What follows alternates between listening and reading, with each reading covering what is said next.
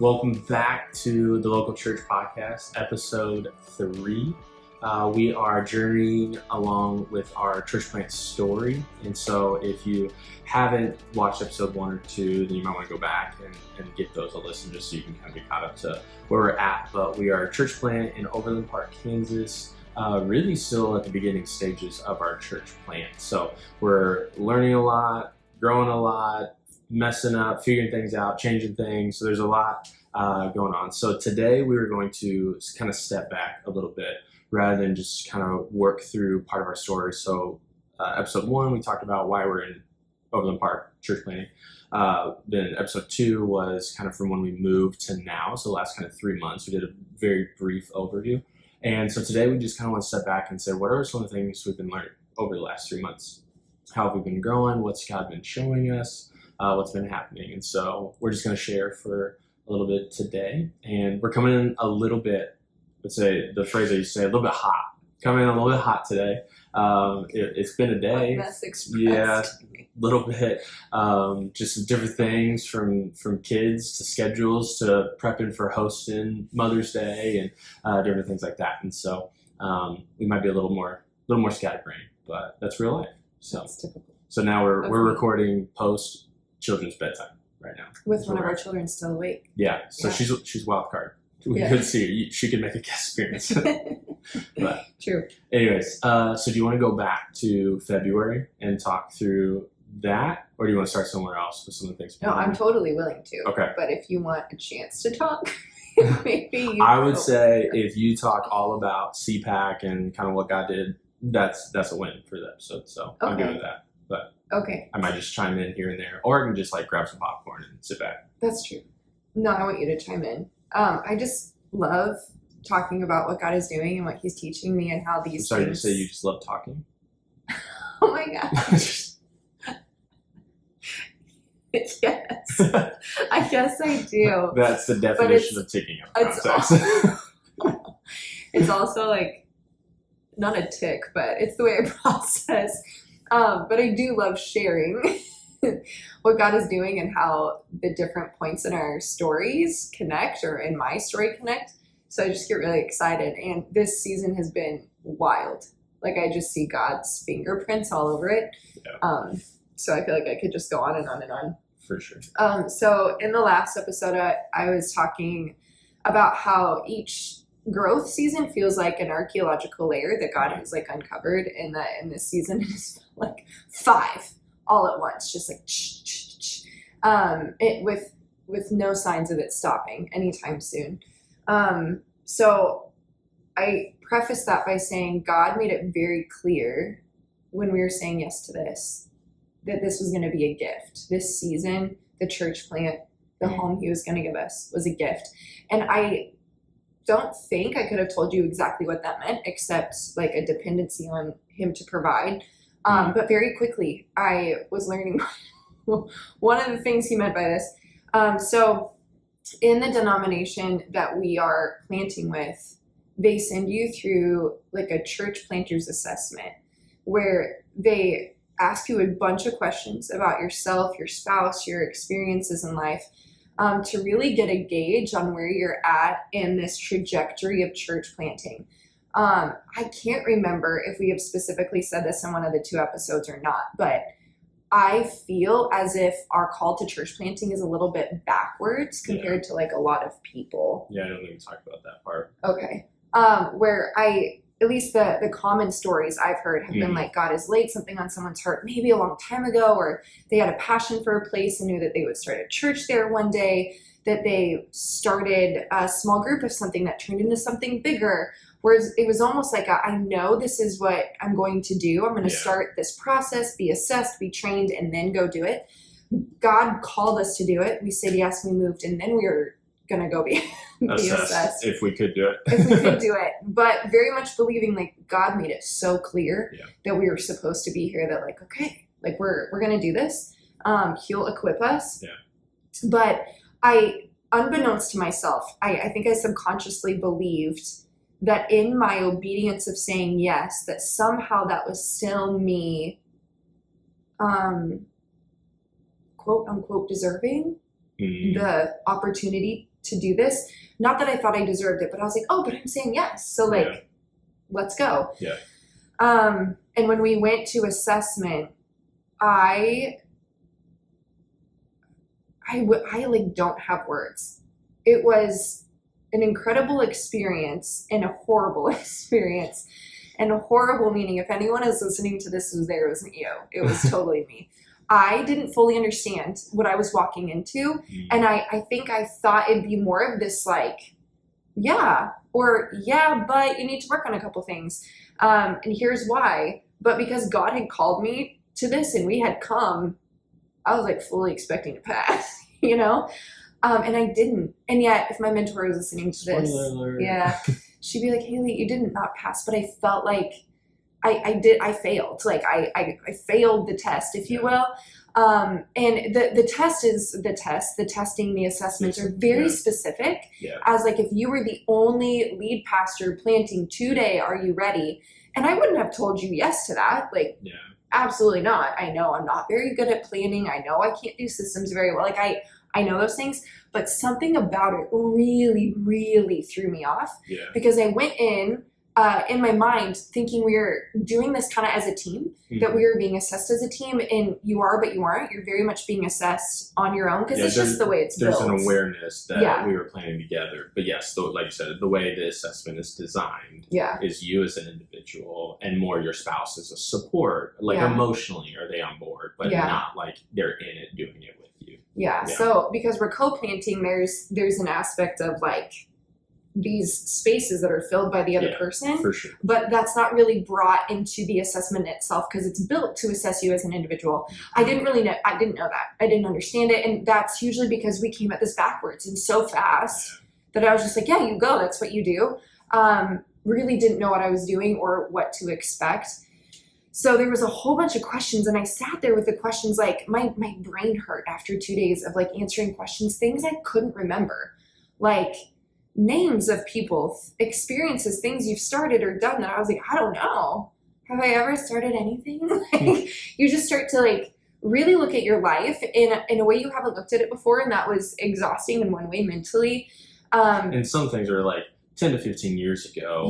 Like 4 cross-country moves ago, like ministries and like conversations where it was some very specific, and they have reasons why they're asking these specific questions, but just very specific questions from a long time ago that is hard. It was just mentally exhausting. And that, that's what I was going to say. To just like go into the recesses of those cabinets and you're like pulling out files that you think might be there. Maybe it was just interesting and not something I was like really prepared for mentally or emotionally, because when they sat down to give me my like results, because they look at all of your answers and they look at all of these tests that they've put together for you to take before you come, like personality assessments, the way you would operate in stress and in groups of people under a boss versus on your own. Like, it actually is really powerful. It can give tools and a well-roundedness of like, here are really some big strengths. Here are some things to work on. Like, it was actually really cool to like walk through all of those things. So you've kind of been prepped in some ways by doing those things. And then they take that and they look at your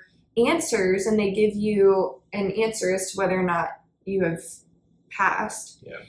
And they sat me down, and the fact that they explained to me for a while before they handed me my results, I was like, this isn't good.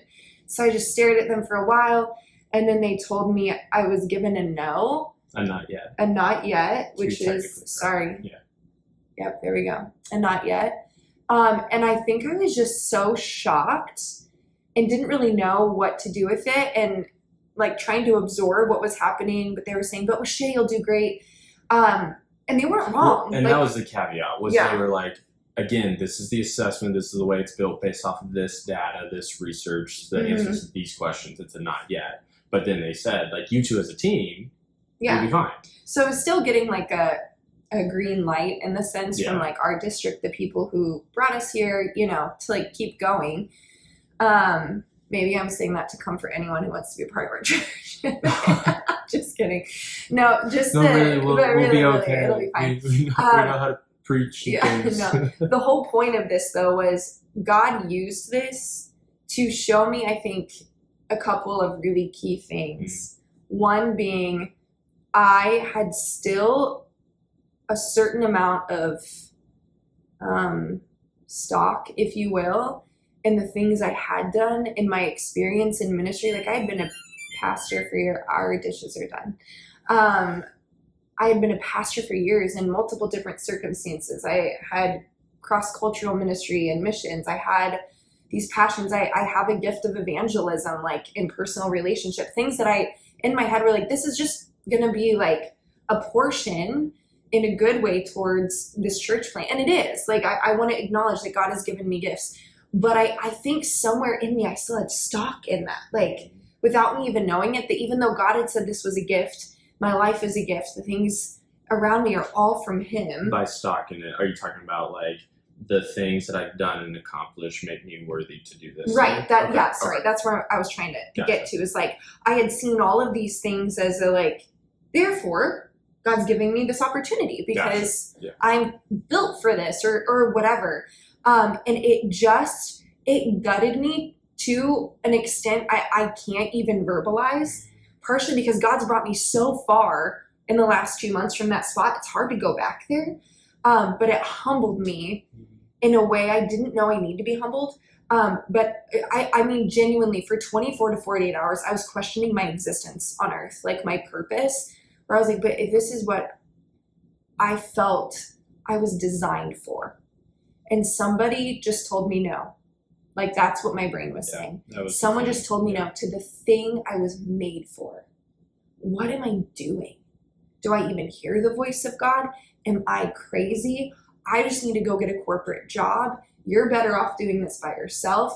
Like, I cannot describe what happened, but I don't think I've experienced a low in my worth like that, in such a blow that I was like, what happened? Well, and it wasn't, I think the uniqueness of this is like when we wrestle through like hard times or struggle with like, if you've ever struggled with depression or something like that, where it most of the time it's like a gradual thing, where you like move slowly into that, and then we have these moments that are like out of nowhere. Maybe it's a tragic loss of someone, maybe it's a news that we get, and this is like a news that she was not expecting, left field, and it was just like this blow to your identity and your tied to your worth. But it was like in an instant, you weren't expecting, you were expecting a yes or a yes but, and then so. Yeah. And to the point, like, I had been told that I'd get a yes or a yes but, not by the people doing the assessment, but like other people in my life. And so I just was like, being encouraging.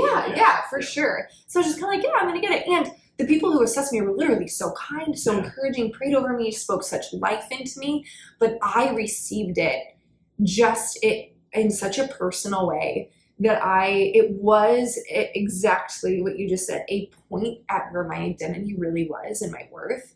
And God reminded me, even on the way to the airport, because I literally got my results. They weren't even able to read them all to me, and we had to head to the airport to come back home. And I just remember never feeling so empty before. And yet just this steady voice. I can't even tell you that it said any words in me, but it was like, this is a gift. It's not your worth, I'm your worth.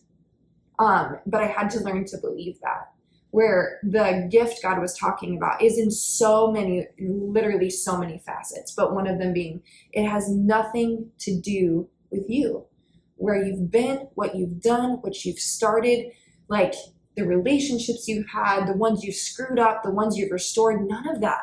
It's literally Him. And He's done all those things in me and through me. And I don't know. I wish I had like a movie of some sort that existed within my mind just to help people understand what I'm saying. Because I think so many people experience moments like this where it's like, what on earth literally am I here for? And if it's not this thing that was my dream, this thing that I like, and it was a dream I just discovered. Like, mine wasn't even something I had been like working towards. Though as soon as I said yes, I could see how God had been like preparing me for it. But all of a sudden feeling like this was my dream. This is what I thought my life was literally made for. And it was made for God, 100%. But I had like subtly switched. I was made for this in the kingdom, and that had somehow become king. that like my worth, value, purpose is in what I produce or do, or in keeping God's favor, his attention, things that I've been working through for a while. But this was like one of the roots of those things. Yeah. Where God just showed me in all this, like, I love you for you, and you're still going to plant this church, but you will be able to look back and be like, see, I literally didn't even pass.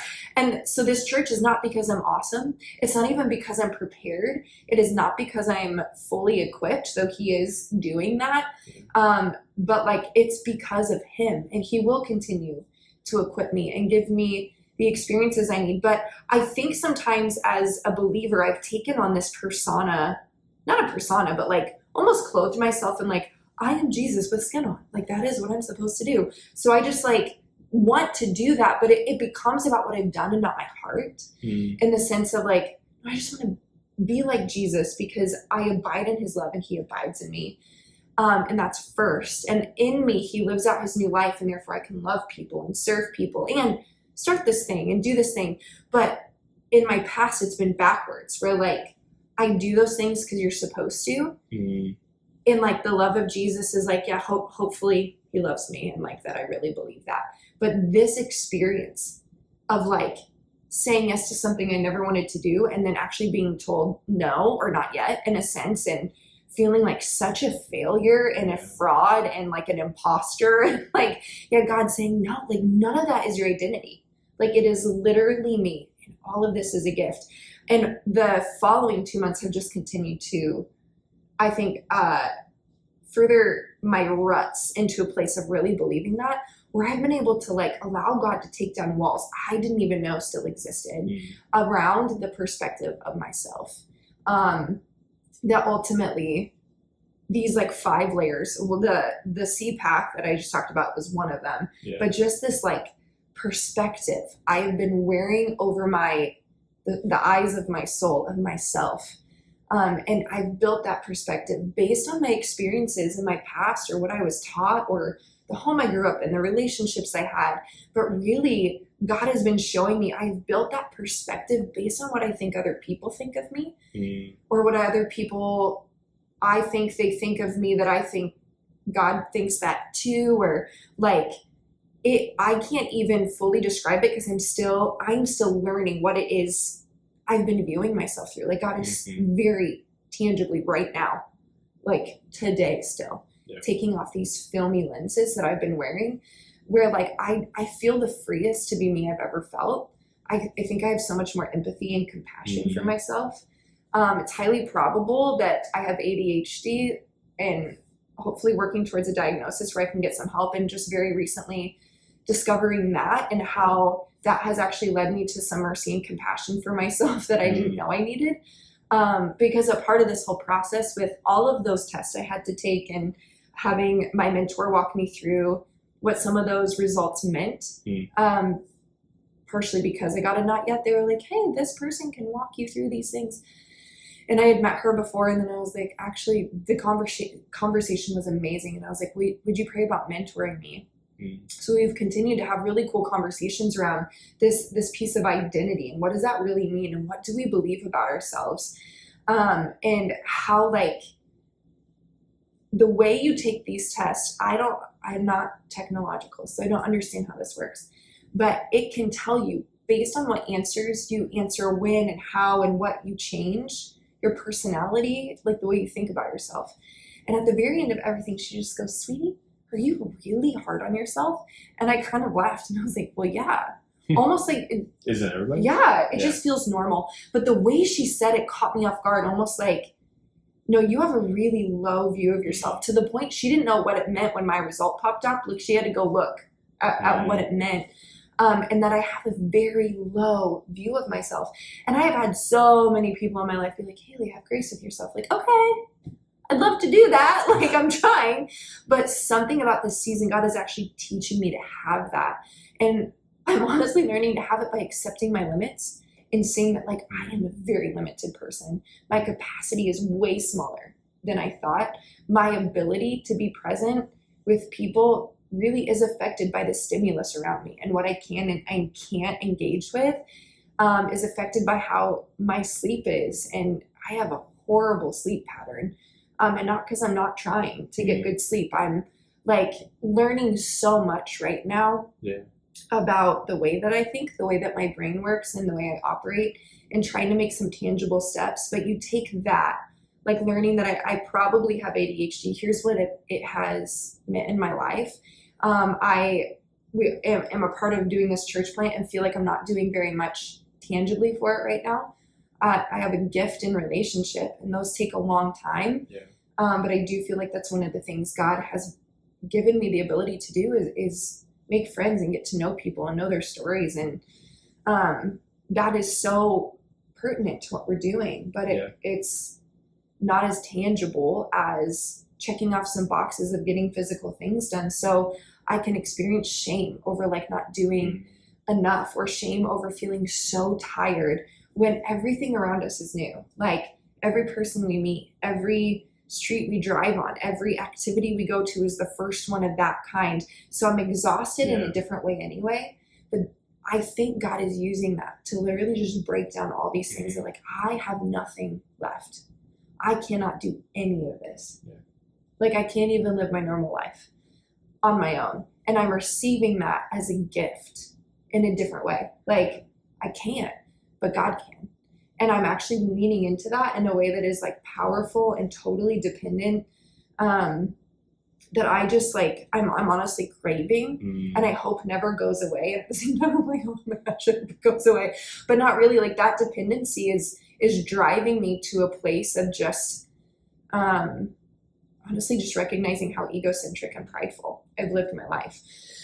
And how I want to be just like pointing people back to him, where I really just keep coming back to no matter what's ahead, whether this church plant is successful in the eyes of the world or not, or it ever gets off the ground or not, like the King of the universe made me and loves each person that I'm talking to. And he has a heart for them and like a purpose for them.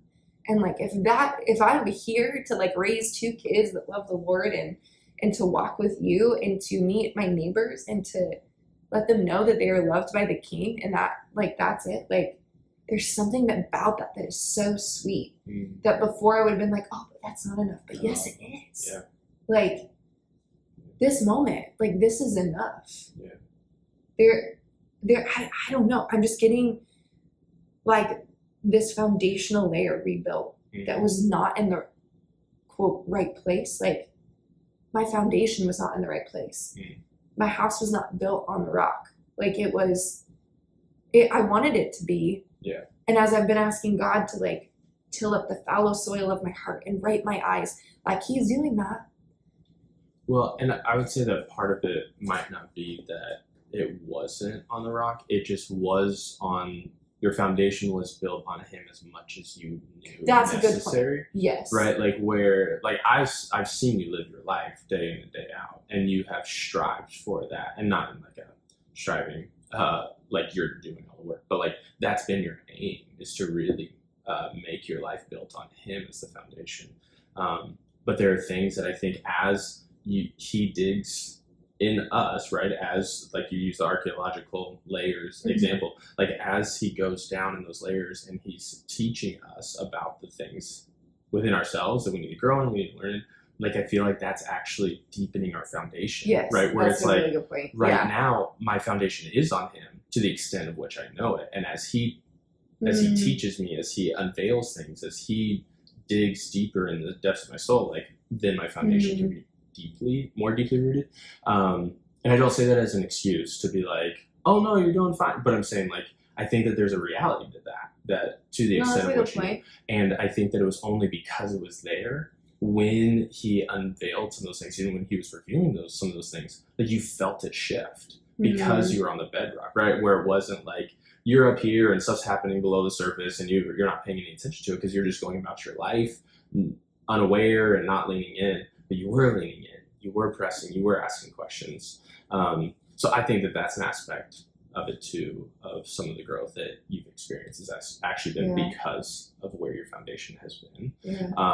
And then this just touched a new area. And so maybe, yeah, there's a part of you that was like, oh, I wasn't fully surrendered there, or my identity was still rooted. But I think we're going to just deal that with the rest of our lives as things come up and touch an area that we've never experienced in our souls or something, where it's like, oh, that's a new thing that I have to surrender. I thought I was done with it. And so I think that that'll be an ongoing process. But it has felt very intense, where it felt like your foundation was ripped out from under you to a degree. Like, I don't dismiss that, but I also say because you have been pressing in and leaning in, I think that that's a part of it. Do you mind just real quick, in like, I was going to say 30 seconds, that's impossible. Do you mind just real quick? I think one of the things, because you said a lot of good stuff about kind of some new ways of thinking, but do you recall some of the things you did intentionally, whether it's questions you asked, conversations you had, time with the Lord, that first week or two after you got the not yet, you were feeling shame, you're feeling discouragement, you're feeling all the feelings. Do you remember some of the things that you did? Like, how do you begin to work out of that when that happens? Yeah. That's a good question. Gratefully, we were in this season of being here where we didn't have the 9-to-5 in an office job thing happening. So I had so much space to be still with the Lord. And I feel as if I had one foot in my flesh and one foot in the spirit for sure, where I think coping mechanisms, I'm sure were present. I can't remember, but like I have the coping mechanism of like binge eating when I feel emotional, or vegging out to like watching too much I Love Lucy, or just so I don't have to think. And then using those things as a numbing piece. So I'm fairly certain probably that happened. I also have the coping mechanism of like retreating into myself in the past when I don't feel, not just don't feel worthy, but don't have my mind around like what I want to be able to package this as to present to people. Because if you pass me on the street and you say, how you doing? I want to tell you how I'm really doing. And I'm realizing people just are saying hi. But like, I don't want to be like, good, if I'm not good. Like, that is inauthentic to me. So I want to be able to understand what I'm feeling and why. So I have adequate answers, even if it's like, yeah, I'm fine. But am I really? When I say fine, do I know what that means? So I have that coping mechanism of isolating. And in this season, I feel like that isolation, though not positive, God still used it to like be with me, and I let him be with me, and spent a lot of time in prayer. I walked or ran a lot. I still am. It's helping me process, and just being outside is huge to me. I remember just laying on the deck, almost just literally resting in a different way, where like everything inside of me felt crazy and empty all at the same time. And I just needed God to wash over me. So journaling helped. Talking to people that I trust helped, even though that was weird. Like telling my church planting coaches, like I felt like really ashamed, honestly, going into that conversation. Like I knew these dudes loved me, but I felt like I have to tell them. And they were nothing but loving and supportive and kind. But it was like I have to tell the people who believe in me, like, I don't know if you want me on your team. But so God just kept speaking through people. And then there were another like close couple of people or a family that I let know, and they were just praying for me or like speaking truth and then believing what those people were saying, but having to like sit with it. So I think it's like I had to sit with the Lord and let him like wash over me and have grace and compassion for the fact I was experiencing coping mechanisms. And then like, Lord, how do I have you be my coping mechanism and fix my eyes on you? And I just keep moving forward, like not only existing inside, but go out and say hello to neighbors. Because I started analyzing everything I was doing. Oh my gosh, do I even know how to say hello?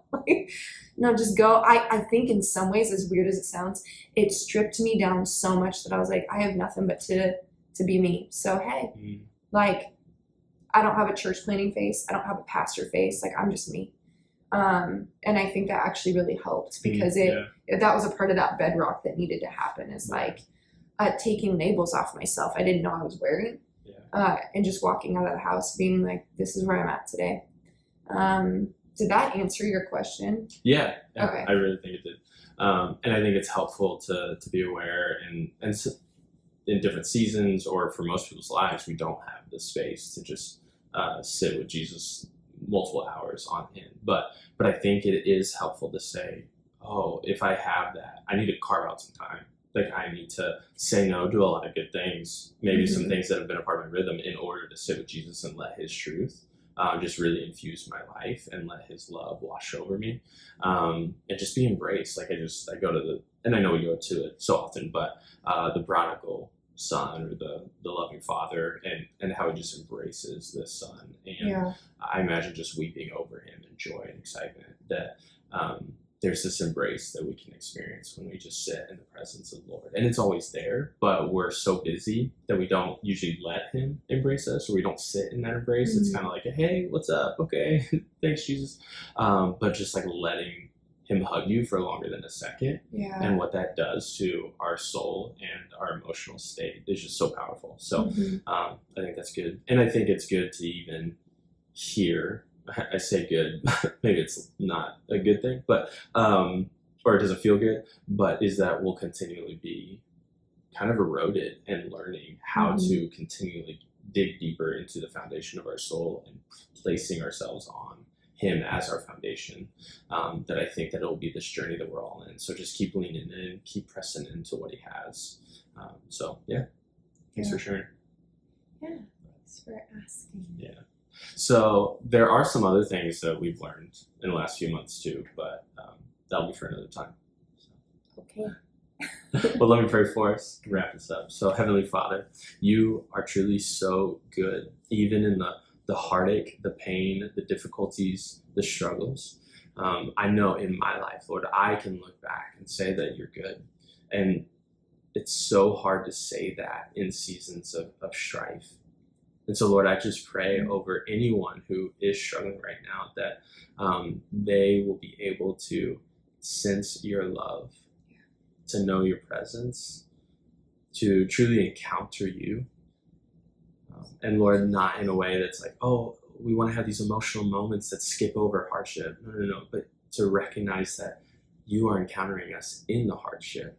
That, like David talked about, that You walk with us in the valley of the shadow of death. And so, Lord, will You just be with us in those spaces and lead us into deeper, richer connections with You, with those around us, with an understanding of ourselves and what we're learning, so that we can live wholeheartedly for You, God. So thank You for this time, and we just ask that You would bless us and go before us, be with us in everything we do. And in Jesus' holy name we pray. Amen. Amen. Awesome. Well, thanks everybody. Yeah. We look forward to continuing the journey, sharing some more stuff. Things are honestly going to start to pick up with, I feel like, some schedule-wise, some things that are going to be happening. And so we're really excited to share those things with you guys and all the things we're learning along the way. See ya. Bye.